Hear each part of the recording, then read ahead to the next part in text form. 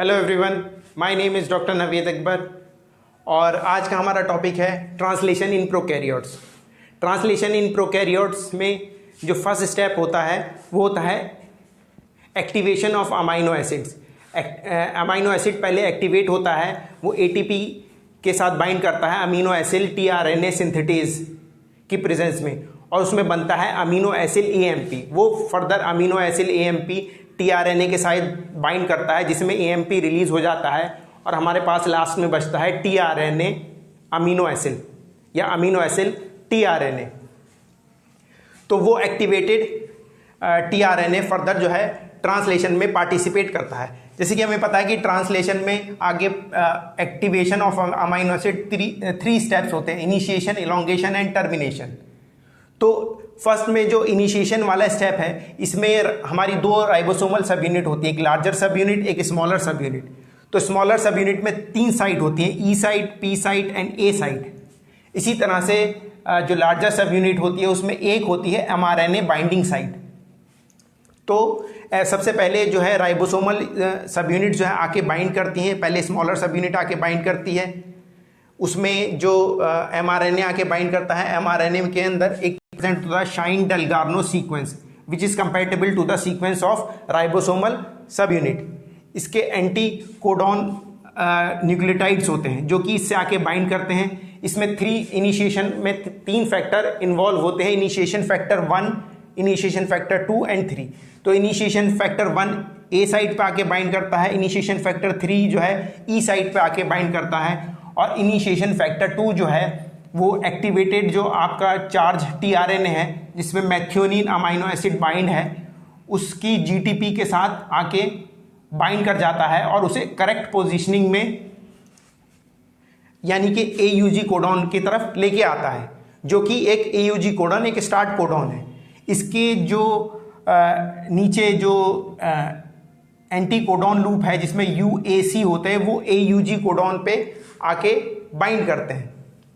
तो फिर उस लार्जर सब यूनिट जो है वो आके एमआरएनए से अटैच हो जाती है। इस तरह से जो है ट्रांसलेशन का इनिशिएशन होता है। इसके बाद सेकंड स्टेप आता है इलोंगेशन। इलोंगेशन में 3 पार्ट होते हैं, डिकोडिंग, ट्रांसपेप्टाइडेशन एंड ट्रांसलोकेशन। डिकोडिंग किस चीज़ की? जो ए साइट और पी साइट पे जो टीआरएनए आके बाइंड करते हैं तो वो क्या करते हैं, आइडेंटिफाई करते हैं सीक्वेंसेस को, डिकोड करते हैं और उससे आके बाइंड करते हैं। फिर होती है ट्रांसपेप्टाइडेशन। ट्रांसपेप्टाइडेशन में क्या होता है कि 2 अमाइनो एसिड हैं, जैसे उनके बीच में जो एक टीआरएनए पे अमाइनो एसिड है फिर दूसरे टीआरएनए पे जो अमाइनो एसिड है उनके बीच में पेप्टाइड बॉन्ड फॉर्मेशन होती है। तो इस प्रोसेस को बोलते हैं ट्रांसपेप्टाइजेशन। ये इलोंगेशन का स्टेप है।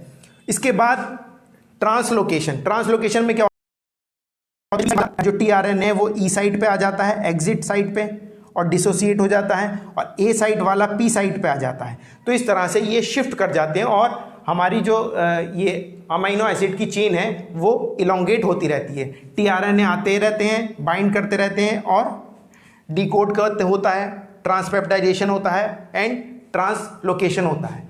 थर्ड स्टेप है, लास्ट स्टेप, इसमें टर्मिनेशन जो है इसमें before we going through the termination step इसमें एक और चीज़ है। इसमें जो फैक्टर्स हैं, जैसे इनिशिएशन में इनिशिएशन फैक्टर्स इन्वॉल्व थे, इसमें इलोंगेशन फैक्टर्स इन्वॉल्व होते हैं, EFTU, EFTS, EFG।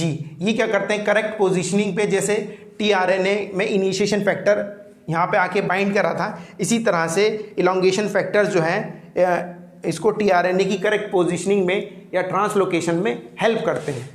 Last step में आता है टर्मिनेशन। जब ये एमआरएनए का UAA कोडॉन या UAG कोडॉन आ जाता है तो इसमें रिलीज फैक्टर होते हैं, रिलीज फैक्टर 1 एंड 2। तो रिलीज फैक्टर रिकॉग्नाइज करता है UAA एंड UAG कोडॉन को, रिलीज फैक्टर 2 जो है रिकॉग्नाइज करता है UAA एंड UGA कोडॉन को। और इसके बाद जब ये ट्रांसलेशन की प्रोसेस कंप्लीट हो जाती है तो रिलीज फैक्टर 3 जो है वो डिसोसिएट कर देता है रिलीज फैक्टर 1 एंड 2 को। इस तरह से हमें एक अमाइनो एसिड की चेन मिल जाती है। ये अमाइनो एसिड की चेन फर्दर फोल्ड होके पोस्ट ट्रांसलेशनल मॉडिफिकेशन में इन्वॉल्व करती है। अगर राइबोसोम आपका साइटोसॉलिक है तो ये सारी प्रोसेस साइटोसॉल में होगी, और अगर एंडोप्लाज्मिक रेटिकुलम से बाइंड है तो एंडोप्लाज्मिक रेटिकुलम में होगी। दूसरा, इसी तरह से यूकैरियोट्स में भी प्रोसेस सिमिलर होती है, बस उसमें टर्मिनेशन स्टेप अलग होता है। यूकैरियोट्स में, जैसे इसमें प्रोकैरियोट्स में शाइन डेलगार्नो सीक्वेंस है, उसमें होता है कोजाक बॉक्स जो आके आइडेंटिफाई करता है और बाइंड करता है। Thank you very much.